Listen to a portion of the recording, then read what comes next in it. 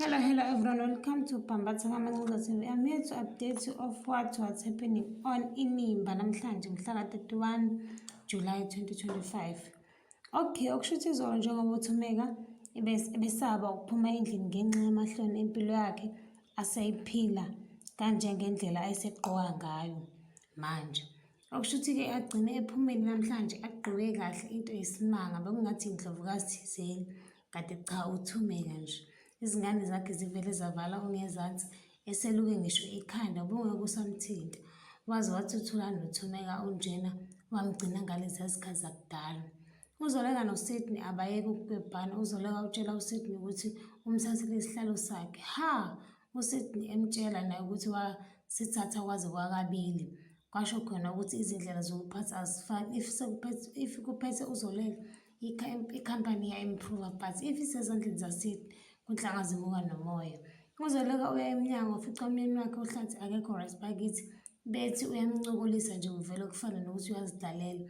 Ebese yakhuluma uZoleka ukuthi uzoba ne-meeting noLazarus namhlanje futhi wabe esebuza uHlathi ukuthi ufuna ngicashe yini.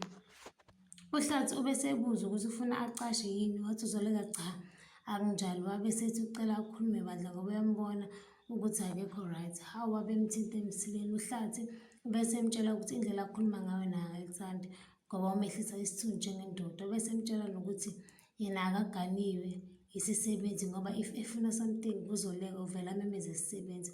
Wavuma bakithi uZoleka naye wabe esecela ukukhuluma, washo wathi ukuthi isimo asingeke sisafana nasekuqaleni njengoba uwumuntu wesifazane omatasa.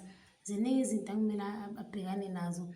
Wathi kodwa if kumele apheke uzopheka. Wahleka kancane bakithi uHlathi uyambona ukuthi uyachazeka.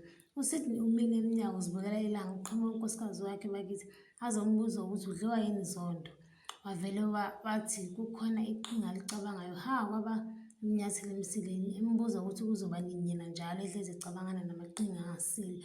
Waze wambuza ukuthi awuboni yini ukuthi sewanele zondo. Waze wamtshela nokuthi angeke nje aze afe if engase eye kuLazarus noZoleka ayoxolisa. uThumeka ubuya emsebenzini ufica uThandeka umngani wakhe uyapheka nezingane benza amasaladi aseshisa nyama lapho abuya udayisa khona ukudla. Ujabulile bakithi uThumeka uyasho nokuthi abantu bebelokhu bemuncomile ukuthi ugqoke kahle bakithi, kanti kusenjalo kuzovela ungene uThula nezolanda uThandeka. Wambuza ukuthi wayengabambi ifoni. Washo uThandeka ukuthi ibisesikhwameni engayizwa. Wabuza uThumeka ukuthi bayaphi. Washo uThandeka ukuthi bayodla isidlo sakusihlwa noZoleka noHlathi. Bakithi yaphela kanjalo injabulo kaZoleka. Baphuma baya emotweni. uThulani wamshubisela unkosikazi wakhe ukuthi wayetshela uThumeka wavele wathi yena bengeke akwazi ukuqamba amanga, kanti uThumeka uyababuka esephatheke ngisho kabi. uThandeka noZoleka balungisela ukudla sekuvuthiwe. uThandeka waphakela umyeni wakhe wamhambiseka. uZoleka wavele waphakela lakhe iplate. If efika ehlala phansi uma ethi nhla uHlathi akaphakeli wavele wasunguma fast wamphakela. Labo sebebuka yena bonke etafuleni ukuthi ngempela umthetho wakhe wenzani. Kusenjalo kwangena i-call yakhe. Ife iphendula ifoni wathi uZoleka bhikitsha.